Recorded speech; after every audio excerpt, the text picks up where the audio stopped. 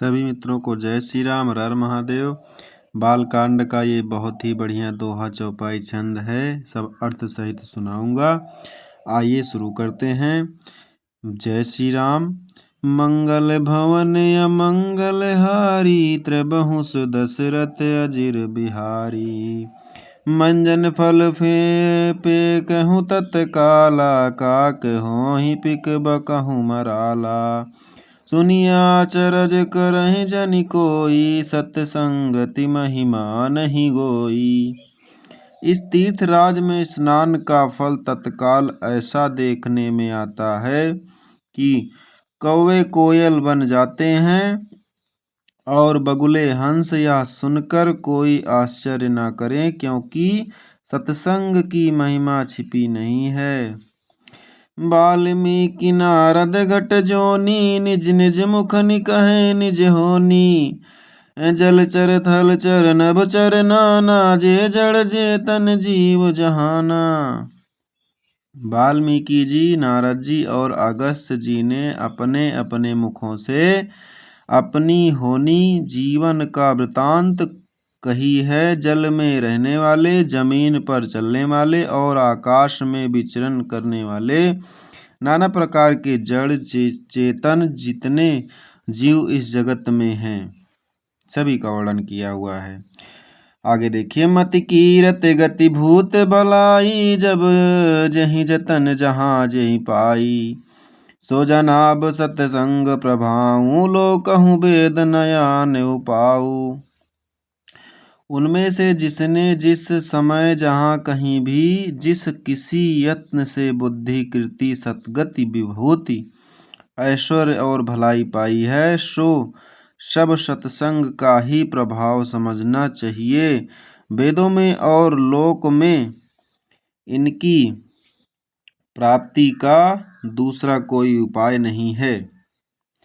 बिनु सत्संग विवेक न होई, राम कृपा बिनु सुलभ न सोई।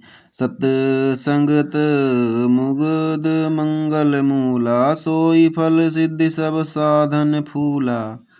सत्संग के बिना विवेक नहीं होता और श्री राम जी की कृपा के बिना वह सत्संग सहज में मिलता नहीं। सत्संग आनंद और कल्याण की जड़ है। सत्संग की सिद्धि प्राप्ति ही फल है और सब साधन तो फूल हैं। आगे देखिए। सठ सुधरहि सत्संगति पाई, पारस परस कुधात सुहाई। विधि सब सुजन कुसंगत परहि, फनि मनि सम निज गुण अनुसरहि। दुष्ट भी सत्संग पाकर सुधर जाते हैं, जैसे पार रस के स्पर्श से लोहा सुहावना हो जाता है, सुंदर सोना बन जाता है। किंतु दयोपयोग से यदि कभी सज्जन कुसंगति में पड़ जाते हैं, तो वे वहाँ भी सांप की मणि के समान अपने गुणों का ही अनुसरण करते हैं।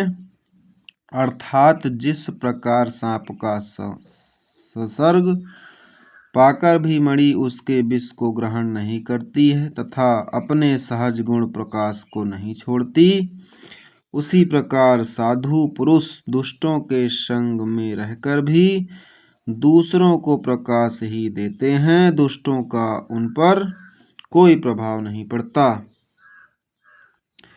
विधि हरिहर कवि को विद्वानी, कहत साधु महिमा सकुचानी। सोमोसन कही जात न कैसे, साक बनिक मनि गुण गण जैसे। ब्रह्मा विष्णु शिव कवि और पंडितों की वाणी भी संत महिमा का वर्णन करने में सकुचाती है। वह मुझसे किस प्रकार नहीं कही जाती, जैसे साग तरकारी बेचने वाले से मड़ियों के गुण समूह नहीं कहे जा सकते हैं। आगे देखिए।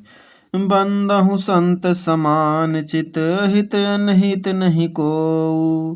अंजलिगत शुभ सुमन, जिमि सम सुगंध कर जो दो।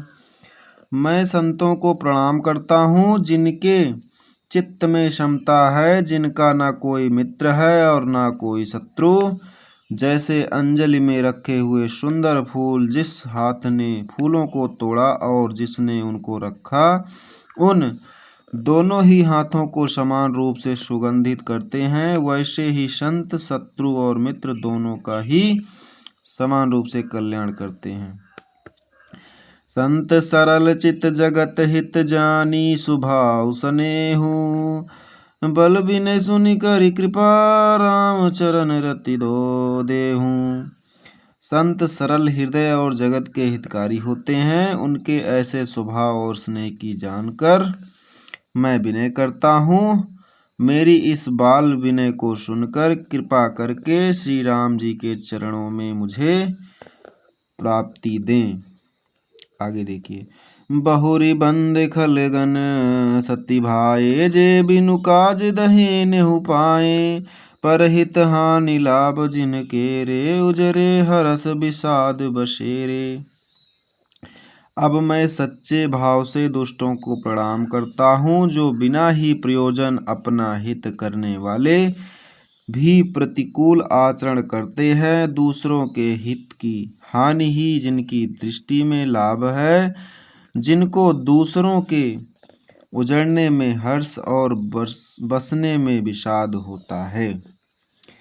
हरिहर जस राकेश राहु से, पर अकाज बट साहस बाहु से, जे पर दोष लखिन सहसाखी, पर हित घृत जिनके मन सा माखी। जो हरि और हर के यश रूपी पूर्णिमा के चंद्रमा के लिए राहु के समान है, अर्थात जहाँ कहीं भगवान विष्णु या शंकर के यश का वर्णन होता है, उसी में वे बाधा देते हैं, और दूसरों की बुराई करने में सहस्त्र बाहु के समान वीर हैं। जो दूसरों के दोषों को 1000 आँखों से देखते हैं, और दूसरों के हित रूपी घी के लिए जिनका मन मक्खी के समान है, अर्थात जिस प्रकार मक्खी घी में गिरकर उसे खराब कर देती है और स्वयं भी मर जाती है, उसी प्रकार दुष्ट लोग दूसरों के बने बनाए कामों को अपनी हानि करके भी बिगाड़ देते हैं। बोलिए सियावर रामचंद्र की जय, पवन सुत हनुमान की जय। मित्रों, यहीं पे समाप्त करते हैं, आगे कल दिन सुनाएंगे। ऐसे ही धीरे धीरे मैं अर्थ सहित सुनाता रहूँगा। आप सब चैनल पे बने रहिए। तो चलते हैं, जय श्री राम।